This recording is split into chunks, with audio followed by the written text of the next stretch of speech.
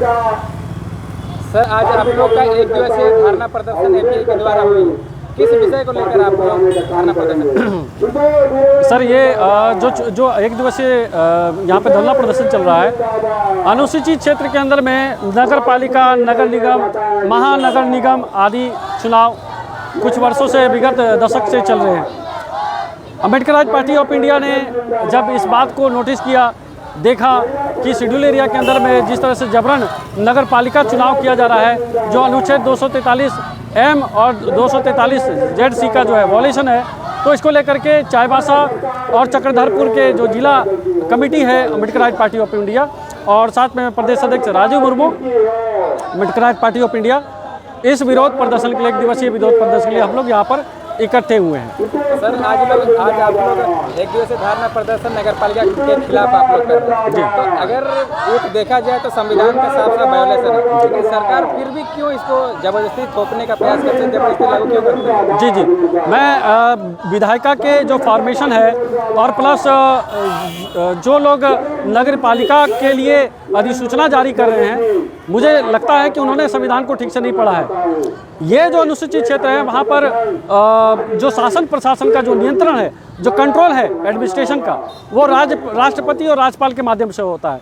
तो अगर इस क्षेत्र के अंदर में नगर पालिका अलग शक्ति है और शेड्यूल एरिया की शक्ति अलग अलग है, एक तरफ महामहिम से चलती है, राष्ट्रपति से चलती है, दूसरी विधायिका से चलती है, उसके जो प्रमुख होते हैं वो मुख्यमंत्री होता है, ठीक है। लेकिन जिस प्रकार से विधायिका की शक्ति नगर पालिका को लेकर के शेड्यूल एरिया के अंदर में, वो जिस प्रकार से नगर पालिका या नगर परिषद की स्थापना करते हुए वो अनुसूचित क्षेत्रों के जो संवैधानिक अधिकार, उसका फंडामेंटल राइट है, उसका वो हनन कर रहा है, इस बात का हम लोग विरोध करने जा रहे हैं। तो आगे आप लोग क्या कीजिएगा? अगर सरकार नहीं मानती है, आज आप लोग धरना प्रदर्शन के माध्यम से आप लोग विरोध किए, सरकार अगर नहीं मानती है तो आप लोग आगे क्या रणनीति आप लोग की होगी? देखिए, ये बहुत ही संगीन बात है कि इस देश के अंदर में जो कोई संविधान के विरोध में कार्य करता है उसको संविधान विरोधी कहते हैं।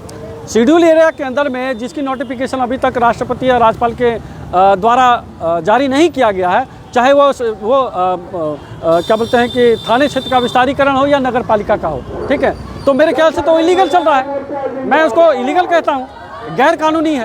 तो इन गैर कानूनी के खिलाफ में हमें आवाज़ उठाने के लिए हम सड़क से लेकर सदन तक जाने का हम लोग कोशिश करेंगे।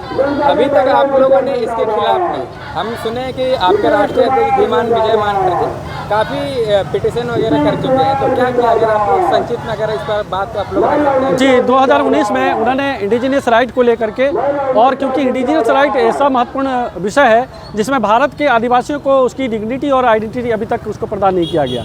जिस शेड्यूल एरिया के रहने वाले शेड्यूल ट्राइब जो कि 1950 में पैदा हुआ, उसके पहले तो उसकी उत्पत्ति ही नहीं हुई थी, तो जो इंडिजीनियस है उसको वापस 1950 में शेड्यूल ट्राइब बना जाता है और बाद में नगर पालिका की शक्तियों को उसके क्षेत्रों में जबरन स्थापित करके उसकी जो अधिकार है, मौलिक अधिकार, उसके जो फंडामेंटल राइट्स है, उससे उसका हनन किया जाता है। तो मानकर साहब ने राष्ट्रीय स्तर पर ही इंटरनेशनल स्तर पर उन्हें इंडिजिनस राइट के जो अधिकार है वो अनुसूचित जनजातियों को दे करके उसका जो पहचान है भारत के में, जो दुनिया विश्व स्तर पर जो उसकी पहचान है, उसको वो स्थापित करना चाहते हैं।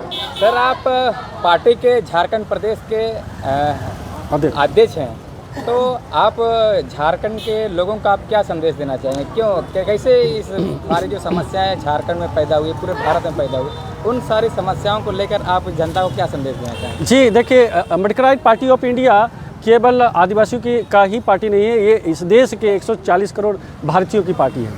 तो जहाँ तक अनुसूचित जनजातियों के डिस्क्रिमिनेशन की बात है, तो वहाँ पर वो उन मुद्दे पर जो संविधान उसको सपोर्ट करता है वहाँ पर खड़ा रहेगा। उसके अलावा वो एसी वर्ग के लोग हैं, उनके हक अधिकार की भी बात करेगा। ओबीसी अदर बैकवर्ड कास्ट के लोग हैं जिनको अभी रिजर्वेशन में प्रमोशन तक नहीं मिला, और यूनिवर्सिटी में देख लीजिए तमाम तरह के जो ऑफिशियल है उनको रिजर्वेशन मिलना चाहिए। लगभग अभी 2021 के सेंसस में उनकी जनगणना तक अभी तक मुकम्मल नहीं हुआ है। तो हम लोग चाह रहे हैं कि जिसकी संख्या देश के अंदर में 40% से ज़्यादा है, तो उसका रिजर्वेशन भी उसको स्थापित किया जाए।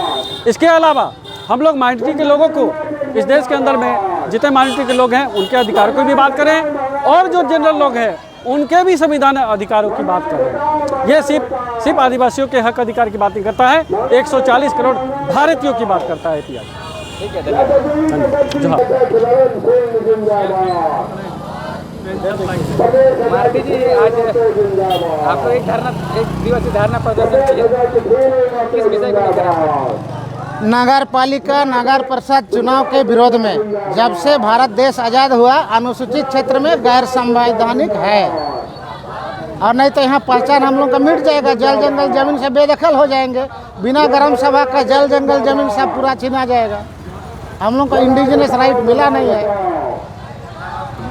अच्छा, तो आप लोगों को क्या संदेश देना चाहते हैं? हम संदेश यही देना चाहते हैं, बहुत सारी राजनीतिक पार्टियां थी, अभी है, लेकिन विजय मानकर साहब का जो राजनीतिक पार्टी अभी गठन हुआ है, हम लोग उस पर आएंगे, तभी हम लोग का संवैधानिक अधिकार हम लोग को मिलेगा। अन्यथा कोई भी दल लूट खसोट और वोट और नोट का ही राजनीति करते आई है। ठीक है।